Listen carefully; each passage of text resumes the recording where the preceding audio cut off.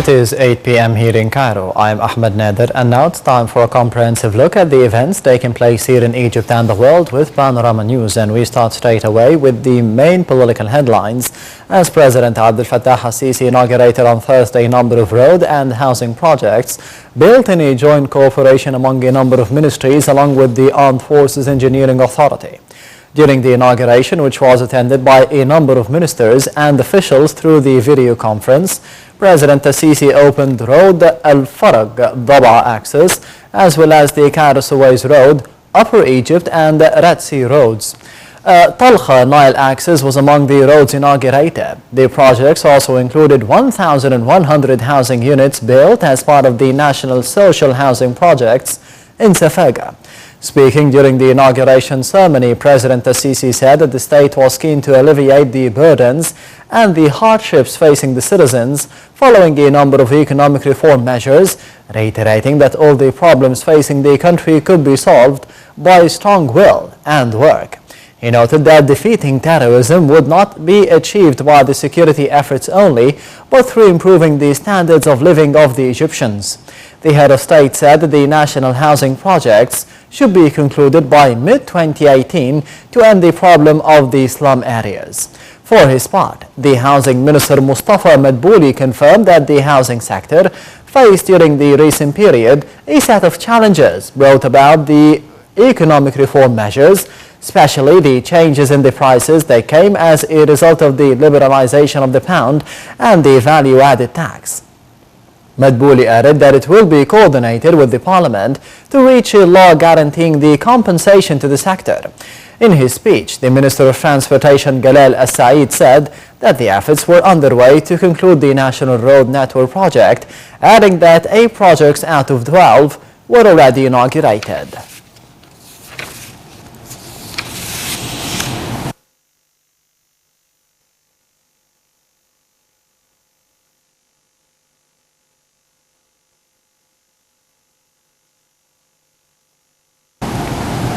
On the sidelines of the projects inaugurated by the President, Nile TV's Linda Abdulatif had the interview with the Minister of Transportation, Galal Al-Said.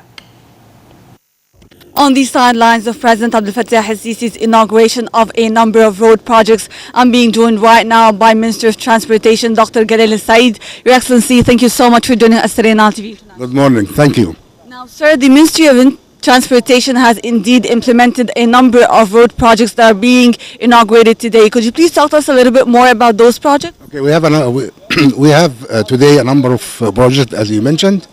5 projects in particular, a total cost of about 3.2 billion Egyptian pounds.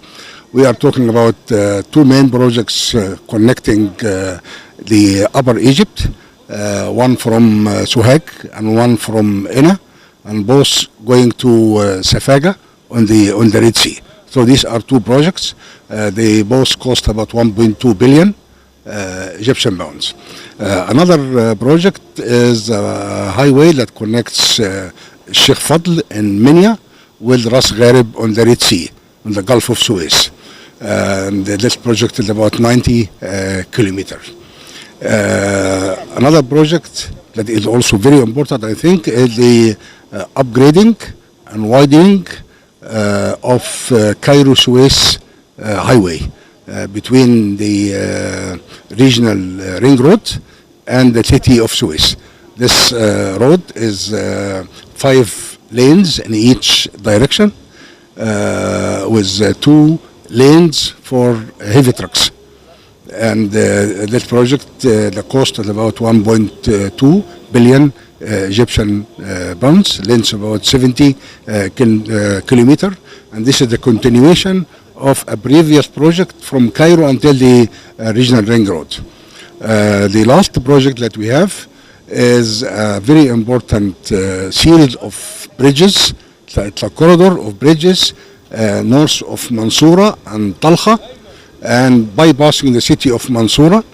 And this consists of a number of bridges, one on the River Nile and one on the main railway line, and one on the Mansouriya water, and one on the Gamasa road linking to the international road, north coast, and this road actually is very, very important because it has traffic does not need to go into Mansoura or into Talha, so most of traffic coming from the middle of the delta going to Dumyat and Ras Al Bar will be able to have a corridor that through which they can bypass most of these congested area so that they can reach Gamasa, Mahalla, Mansoura, Talha, Dumyat, Shirbin, and so on. Your Excellency, thank you so much for joining us today on Nile TV International. Thank you. Thank you. Egypt announced on Thursday that traces of explosives have been detected on the remains of the victims of the Egypt airplane crash last May that killed all 66 people on board. The Aviation Ministry announced in a statement that the official investigative committee which made the discovery had referred the case to the state prosecution. The statement added that the prosecution takes over if it becomes clear to the investigative committee that there is criminal suspicion behind the accident under the Egyptian law. Egypt Air MS-804 was en route from Paris to Cairo when it disappeared from the radar over the Mediterranean. Investigators determined that a fire broke out in or near the cockpit of the Egypt Air bus A320 before it crashed before Crete and the coast of northern Egypt. Among the 66 people on board were 40 Egyptians, including the 10-member crew and 15 French nationals. The aviation minister had said that a terrorist attack was the most likely cause of the crash. Foreign Minister Sameh Shoukry met on Thursday with the United Nations envoy to Libya, Martin Kobler, for talks on the latest developments in Libya. The meeting came after Egypt hosted the two-day conference on the proposals to overcome the difficulties facing the implementation of the Sukhayrat agreement for settling the conflict in Libya.